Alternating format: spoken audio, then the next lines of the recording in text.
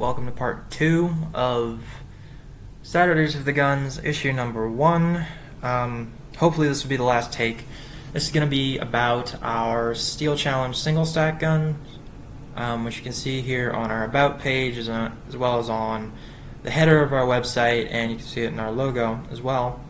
So these are based on a pistol that my father used in the 1990s that you can see here on our Instagram at Gunworks if you want to follow us. And what's interesting about this pistol is it's a lot more elegant than your modern open gun. A lot of open guns these days can look like Swiss cheese, the way people try to remove weight from the slides, and sometimes the slide lightning cuts look more like the Gucci Glocks than they do your traditional 1911. And I've tried to kind of make an elegant but still workable pistol. So if we can look at this SolidWorks assembly here, this is my vision for our Steel Challenge single stack.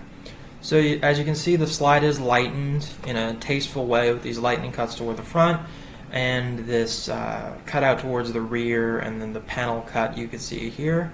That'll decrease the weight of the slide and get the gun moving between targets and in the draw.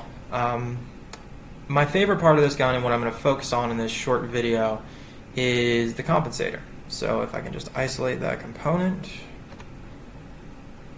The reason I'm super proud of this compensator is I think it's a lot more stylish than most compensators, and I'm interested to see whether or not one of the features I've incorporated here will actually work.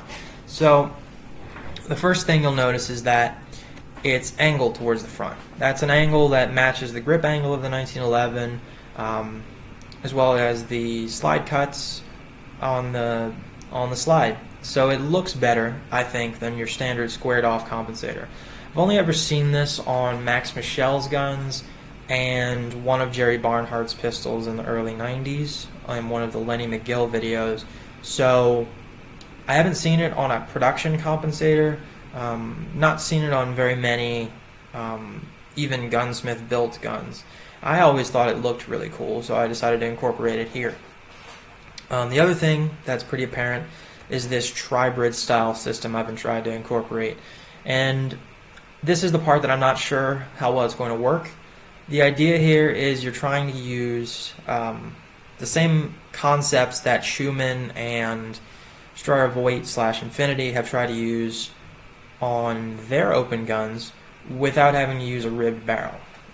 Schumann barrels have become harder to get these days, and KKM does produce some ribbed barrels, but they go back very far in the pistol, unlike some of the Schumann tri-bridge barrels that would have only gone back a little bit further than this one. What this is trying to do is keep more stagnant weight toward the front of the gun, cut down the weight of the slide more tastefully again, and just get the pistol moving more. It also provides additional ports to the compensator, so if you're running hotter rounds out of this, you'll have the necessary vents to keep the muzzle down. This is, for all intents and purposes, the same length as a standard 2-port compensator that you'd use on an open gun, or a Steel Challenge minor power factor open gun. But we've managed to get 3 extra ports in it this way, which should keep the muzzle down more. And if you wanted to use just factory ammo instead of reloaded ammo, this could work very well.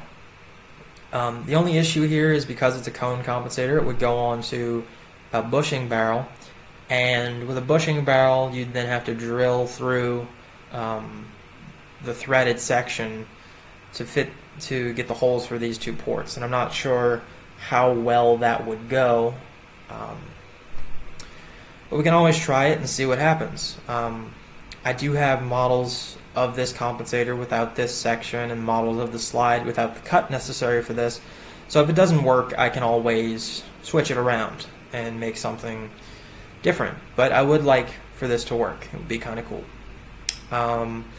Anyway, thanks for watching. Next week I'm going to go into our 2011 grip project, which you may have seen if you're on some of the 2011 pistol groups on Facebook or you can also see on our website. I have some interesting ideas about how to make a 2011 grip that is plastic,